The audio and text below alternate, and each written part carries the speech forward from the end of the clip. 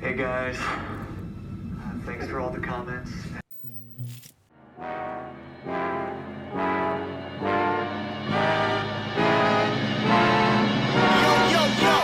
If you don't shut your mouth, I'ma shut it for you, punk. Hit ya with the punk tactics. Hit ya with the punk tactics. Hit ya with the punk tactics. Hit ya with the punk tactics. Hit ya with the hard punk tactics. Bankrolls come straight for the assets. No games, no throw, won't pass it. Pick you up, spit you out like Jurassic. Oh, no for the rigmarole, we kick pros. Stub toes, I suppose you might know. Hit the block, then you flock. Time's up, now your body get clocked. Aye. Spicy like pepper, 1-2-stepper. Laid back, motivated, money go getter. Never felt better, write me love letters. Shooting up the spike chain, Megadeth tether. Get over here like Scorpion. Put you to sleep, cold Vulcan. Should I assist you, or do you get the picture? If you don't budge, I'm gonna have to hit ya. Hit ya with the punk tactics. Hit ya with the punk tactics. Hit ya with the punk tactics. Hit ya with the punk tactics. Yo, the lace is loose and fist tight. I never lose a fist fight. Sun up and up all night. If I'm gonna do it, then I'm gonna do it right. B to the R to the A to the E. F what you think, I'ma stay G. H is for hot, cause that's what I be. IJK, I'm cold like Slurpee. Ooh, goddamn, I drop bombs. I was born with the brains in the brawn. I am the king, and you're just a pawn. Who's got the high ground now, Obi-Wan? Alphabet rhymes like chicken noodle soup. Two-door beamer, pick you up in the coop. Shooting for the hoop, jiggy on the loose. Shark mentality like my name Bruce. Hit you with the punk tactics. Hit you with the punk tactics. Hit you with the punk tactics. Hit you with the punk tactics. Hit you with the punk tactics. Hit you with the punk tactics. Hit you with the punk tactics. Hit you with the punk tactics. Hit you with the punk tactics. Hit you with the punk tactics. Hit you with the punk tactics. This video, I wanted to talk more about the pacing of the finals. What I mean by that is the game used to have sort of three main paces that it would switch between. You would have the initial pace, which is very fast, very movement focused. You're covering lots of ground on the map. And that is when you are first trying to capture the cash box.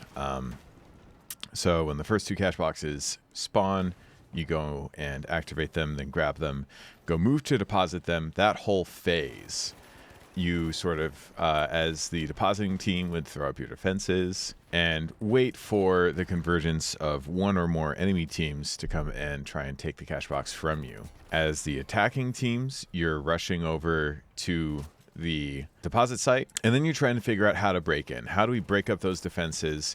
What walls or ceilings do we need to blow up to try and gain access and also break up the utility that the enemy team has placed down to give us a chance at stealing the cash out, eliminating the team depending on, you know, how much time is left, and then stealing the cash out. Then you sort of move into the sub phase of that, where the action gets, you know, a lot more tense, a lot more fast paced, but there's still not a whole lot of like movement, like super movement involved the way that you would have in the initial phase. Obviously, there's still a bit of movement involved, and it gets a lot more sort of desperate. You get a lot more desperate fights, desperate duels. The whole time you're trying to move as quick as you can because you are waiting and hoping not to be third party, but waiting, bracing for the impact of a potential third party. Tension that builds up during that sort of calmer waiting period when defenses are being set up, when offensives are being set up, when your offensive utility is being planned and set down. There's a lot of tension that builds there. Lastly, after that sort of, 2.5 phase, you could even call it a third phase of pace switching.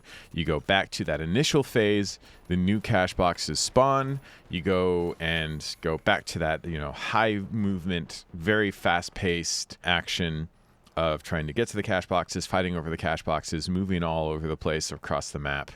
Map movement's very big, and rinse and repeat. So some games that do pace switching really well that are great examples of this are like Titanfall 2. You have the initial phase, which much like in the finals is high movement based. That's the initial pilot phase. You're moving incredibly fast. It's incredibly frenetic gameplay. You know, when you're in pilot mode, you're trying to rack up as many kills as you can to charge up your Titan. And that's when you switch into the Titan pacing. Things slow down a lot. You are, all of a sudden, aim matters less because you have much larger targets and they move much slower. Cover matters much more. Positioning matters much more, right? It's a very different sort of pace. And so it also creates tension. You're watching that health bar go down slowly. You're, waiting for the moment when you may need to eject from your Titan. It's a very cool sort of pace switch. You get these ups and downs. And so the reason why I'm talking about the pace switching is to first establish that the finals, when it was launched in open beta and in season 1, really nailed this pace switching. And then I'm going to talk about what's changed and why I think that it has lost some of this amazing pacing and it's become sort of one note. In more recent seasons, I think that one of the bigger issues has been that we've seen time to kill in the game overall slowly decrease over time. You could think of this as well as, power scaling or power creep. Basically, over time, people take less and less time to die. This is from a couple of different areas. One big one, obviously, is just damage. But on top of that, we've also seen increases in accuracy, which also is going to decrease the time to kill because you're landing more shots, right? And a great example of what I'm talking about for like why accuracy matters is think about the AK in Counter-Strike. That has technically the ability to one-shot kill, right? But due to its accuracy, you're not always landing headshots, right? You are not always getting one-shot kills. And so that lowers the average time to kill on that gun down because the majority of kills, even in pro games, are coming from body shots. We're seeing an increase in new weapons that are sort of playing into this. If you look at the FAMAS, the Cerberus, the Shack 50, these are all guns that are much easier to control. They didn't necessarily, start out outputting a ton of damage like the FAMAS and the Cerberus didn't. The Shack 50 did. And we're seeing now with the FAMAS and the Cerberus, they're both just very easy to use. As much as everyone really disliked the model, Model 1887, it was at least a little bit more difficult to use. With the Cerberus, you just sort of bomb, reload, bomb. It's got a much easier cadence to it. You have to worry much less about the reloads. The reloads are not nearly as wonky. It's just a lot easier to use. And I love the Cerberus. It's actually like one of my favorite new guns. Actually, the Shack 50 as well is one of my favorite new guns, like my favorite guns since it's been introduced. So I'm sort of, shooting myself in the foot here by saying like these guns are, need to be looked at, need to be potentially worked on. But basically, we've been seeing weapons become easier and easier to use as well as get more and more damage. And so I think that we've gotten to this sort of critical point over the past couple seasons where time to kill is so low that the sort of strategy phase that I talked about after you deposit the cash out has gone to nearly nothing. Another thing that I'm about to talk about in a second that is aided in that is the plug meta. But I will say, plug meta aside, even if the plug meta wasn't a thing, it's gotten to the point now where I'll go to a cash out and I'll see a team with a setup with a bunch of defenses, mines, shields, whatever. And it's to the point where the weapons that you have, specifically I've been running the FAMAS a lot, which the FAMAS is a gun I hate, but I also think is unhealthy for the game, so this is a win-win for me. You're able to go rock up to a site and basically kill the whole enemy team before their utility even comes into play. And this is without taking any sort of counter utility, on teams with no glitch grenade, on teams with no breach charges, no RPGs, even no heavies at all. We're just, due to how quickly the time to kill is now, you're just able to kill teams before their defensive utility matters, right? They'll have glitch traps, they'll have, poison mines, they'll have whatever, and it just doesn't matter because we're just able to kill them so quickly that the utility never comes into play. Which is, I think, something that people don't talk about as being part of what has made the plug meta so powerful. And also you saw for a bit in the sort of higher tiers of competitive play and like tournaments that have run the kiting meta. The reason why that works again is it's just like the time to kill is so quick now that you're able to give up the site because you know that your counterattack is always going to be more effective than any defense that they can put up. Like, you don't care about giving up the site because you know that they're not going to be able to lock it down to an extent to where it's going to cost you anything, really. The attacker always has the advantage. And before I go on talking about the plug meta, I will put a sort of asterisk here and say, I do not think that we want like a dominant defensive utility meta. It's bad in any game that it happens in, right? We don't want like super god tier turrets that are hard to fucking get rid of and auto lock on everything. We don't want oppressive mines necessarily. I think that, again, you just need to balance things to a point to where there's a play counterplay going on between defensive and offensive utility, which I think there very much was in the beginning few seasons of the game. I think has just sort of diminished over time. I think that overall, it's just, you don't even need to run this sort of offensive utility anymore to be effective at taking a cash out site. So yeah, really the only defensive utility I found that has been effective is goo. Goo grenades and the goo gun, especially on the heavy, really is the only sort of build that lets you as a team effectively play a defensive setup. And it's good that that's there, but it's like you don't want to force people to have to use a single piece of utility to be able to make playstyle effect, right? Like if the only way that you can possibly defend your cast out is if you're running a bunch of goo, that's not good, right? That doesn't allow for variety of play. But basically, like when you've got the goo, you know, if they're trying to breach, goo is hard to get rid of, except for, and I'll go back to the Cerberus, which it sucks because I really love the Cerberus, but the Cerberus sort of circumvents all of this. It makes it so that way players, if they don't have sort of offensive utility, like, you know, a heavy with an RPG, breach charges, thermal bore, whatever, it's very hard for them to get into the site. They get punished for not taking offensive utility. You know what I mean? What I've basically been saying this whole time is that the game is in a state where there's just no real penalty to not taking breaching utility at the moment. And so just going as a team heavy on goo is kind of the only real way to punish people for not taking breaching utility. And unless you were running the Cerberus, which now is actually in a good state, so there's a good chance that you will be, you're good, because the Cerberus, basically you just burn down the goo really quick anyway, and you don't need to take utility anymore. You don't need to take that breaching utility because now you can get rid of that goo.